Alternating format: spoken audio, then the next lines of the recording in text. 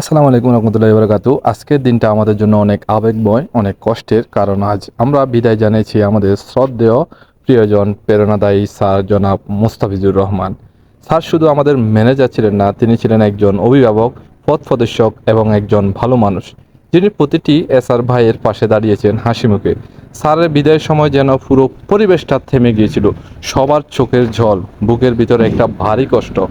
অনেকে কান্না চেপে রাখতে পারেনি, কারণ স্যারের সাথে কাটানো প্রতিটি মুহূর্ত এখন শুধু স্মৃতি।